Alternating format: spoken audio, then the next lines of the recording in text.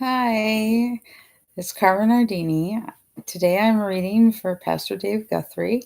We're playing some catch up on the 52-week Bible study, and I will be reading today from Exodus 13 through 16, and I am reading out of the Oxford New International Version Schofield Study Bible.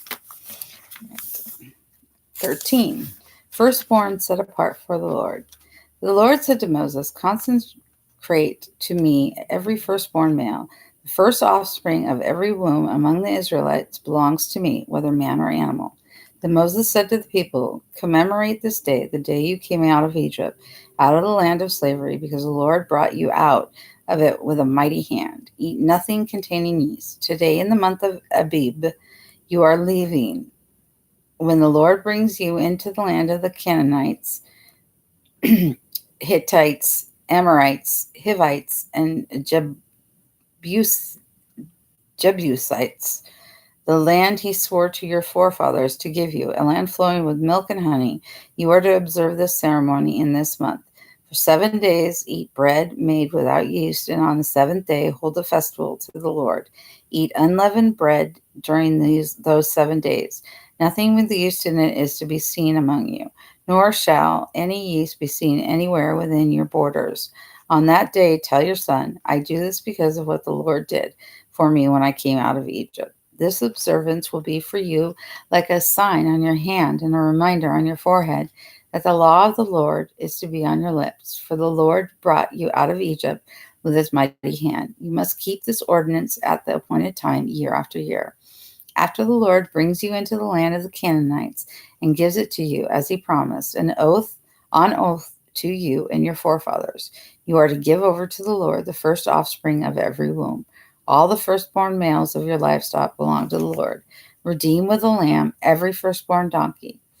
But if you do not redeem it, break its neck. Redeem every firstborn among your sons. In days to come, when your son asks you, what does this mean? Say to him, with a mighty hand the Lord brought us out of Egypt, out of the land of slavery, when Pharaoh stubbornly refused to let us go. The Lord killed every firstborn in Egypt, both man and animal. This is why I sacrifice to the Lord the first male offspring of every womb, and redeem each of my firstborn sons.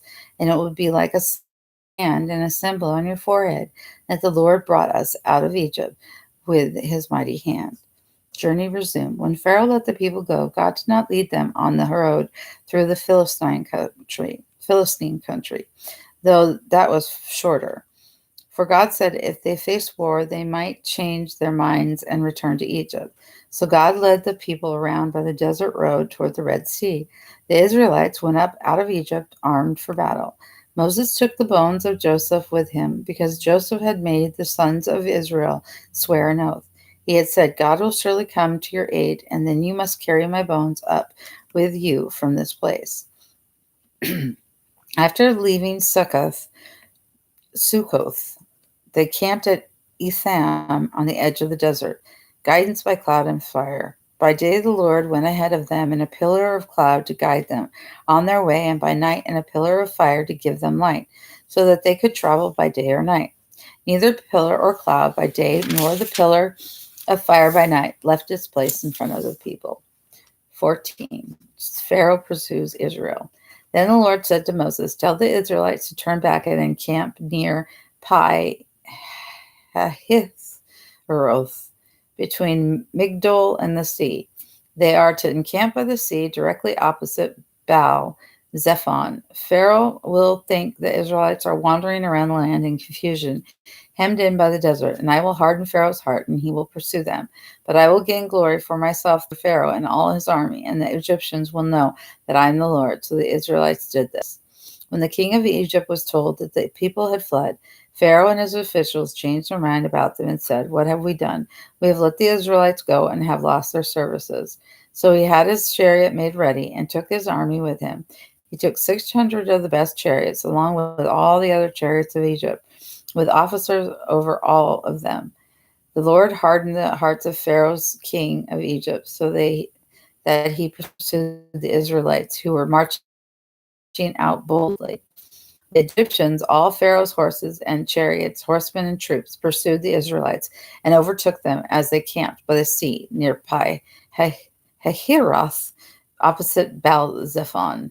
As Pharaoh approached, the Israelites looked up, and there were the Egyptians marching after them. They were terrified and cried out to the Lord. They said to Moses, "Was it because there were no graves in Egypt that you brought us to the deserts to die? What have you done to us by bringing us out of Egypt? Didn't we say to you in Egypt, 'Leave us alone, let us serve the Egyptians'? It would have been better for us to serve the Egyptians than to die in the desert."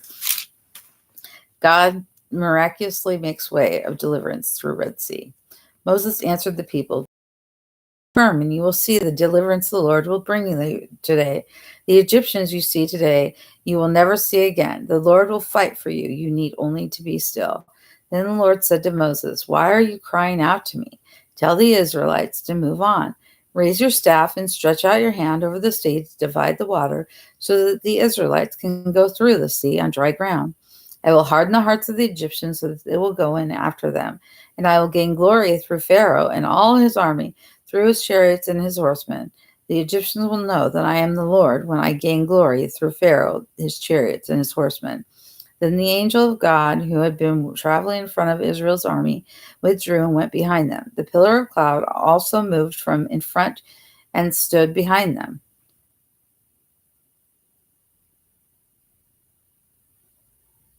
coming between the armies of Egypt and Israel. Throughout the night, the cloud brought darkness to the one side and light to the other side, so neither went near the other all night long.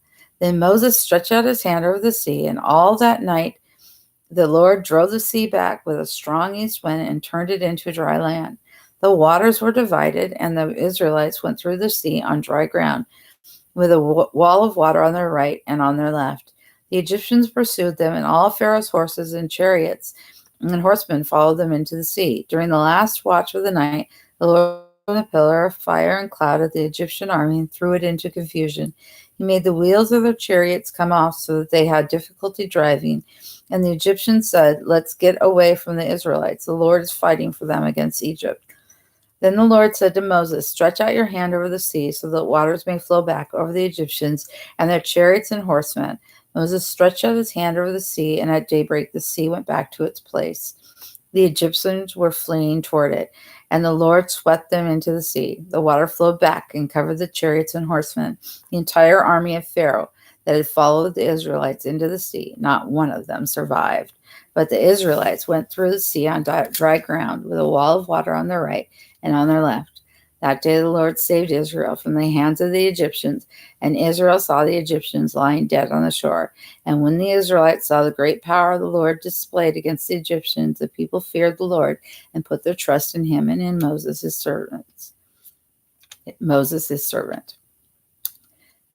15. Song of the Redeemed.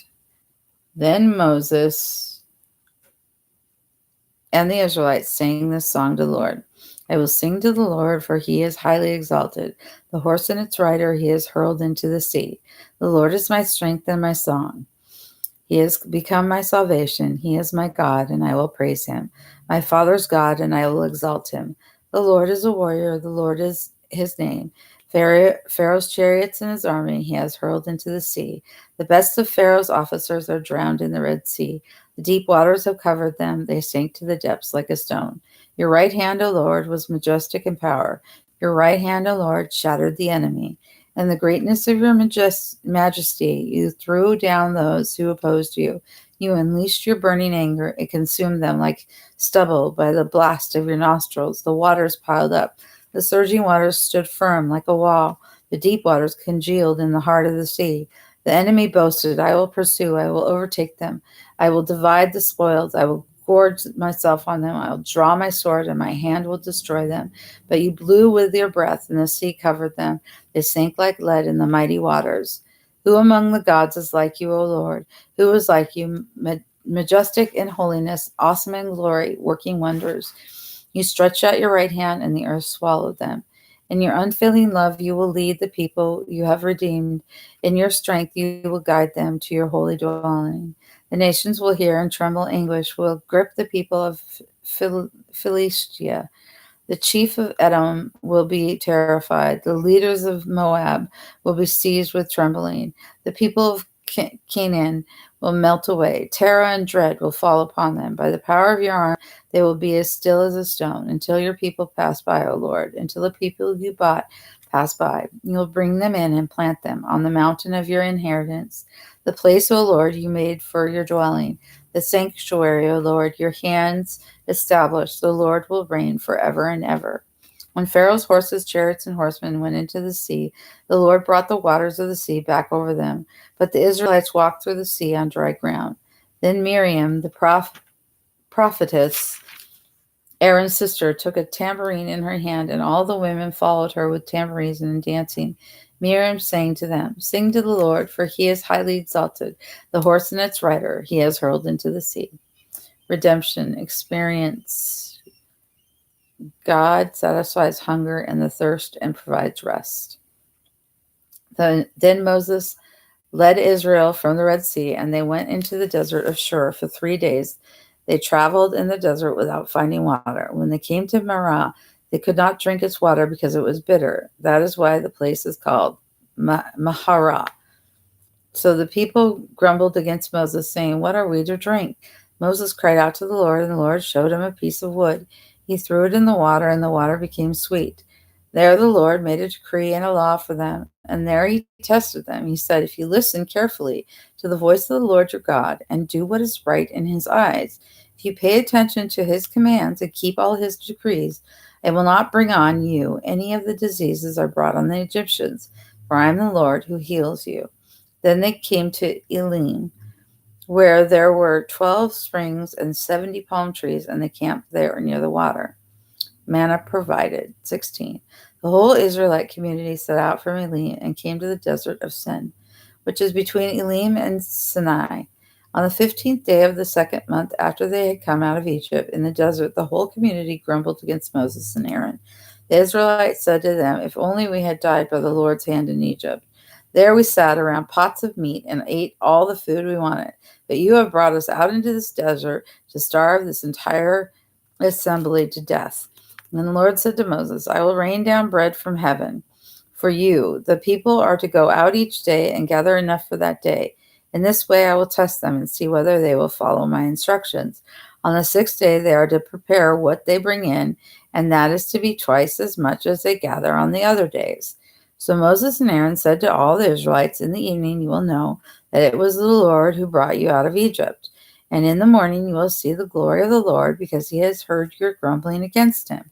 Who are we that you should grumble against us?" Moses also said, "You will know that it was the Lord when he gives you meat to eat in the evening and all the bread you want in the morning, because he has heard your grumbling against him. Who are we? You are not grumbling against us, but against the Lord." Then Moses told Aaron, "Say to the entire Israelite community, 'Come before the Lord, for he has heard your grumbling.'" While Aaron was speaking to the whole Israelite community, they looked toward the desert, and there was the glory of the Lord appearing in the cloud. The Lord said to Moses, "I have heard the grumbling of the Israelites. Tell them, at twilight you will eat meat, and in the morning you will be filled with bread. Then you will know that I am the Lord your God." That evening quail came and covered the camp, and in the morning there was a layer of dew around the camp.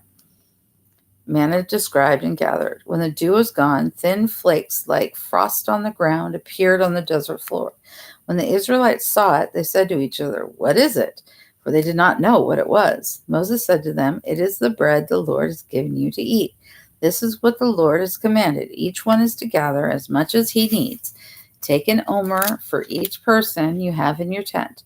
The Israelites did as they were told. Some gathered much, some little, and when they measured it by the omer, gathered much did not have too much, and he who gathered little did not have too little.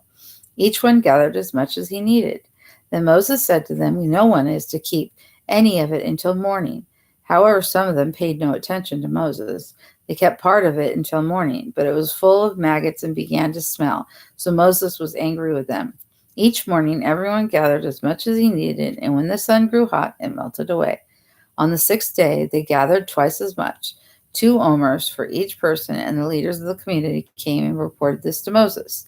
Sabbath invested with special covenants, significance to Israel. He said to them, "This is what the Lord commanded. Tomorrow is to be a day of rest, a holy Sabbath to the Lord. So bake what you want to bake and boil what you want to boil. Save whatever is left and keep it until morning." So they saved it until morning as Moses commanded, and did not stink or get maggots in it. "Eat it today," Moses said, "because today is the Sabbath to the Lord. You will not find any of it on the ground today. 6 days you are to gather it, but on the seventh day of the Sabbath there will not be any." Nevertheless, some of the people went out on the seventh day to gather it, but they found none. Then the Lord said to Moses, "How long will you refuse to keep my commands and my instructions? Bear in mind that the Lord has given you the Sabbath. That is why on the sixth day he gives you bread for 2 days. Everyone is to stay where he is on the seventh day. No one is to go out." So the people rested on the seventh day. The people of Israel called the bread manna. It was white, like coriander seed, and tasted like wafers made with honey. Moses said, "This is what the Lord has commanded. Take an omer of manna and keep it for the generations to come, so they can see the bread I gave you to eat in the desert when I brought you out of Egypt." So Moses said to Aaron, "Take a jar and put an omer of manna in it. Then place it before the Lord to be kept for the generations to come." As the Lord commanded Moses, Aaron put the manna in front of the testimony that it might be kept. The Israelites ate manna 40 years until they came to a land that was settled. They ate manna until they reached the border of Canaan. An omer is 1/10 of an ephah. And that's all for today. Thanks for joining in. Have a great day.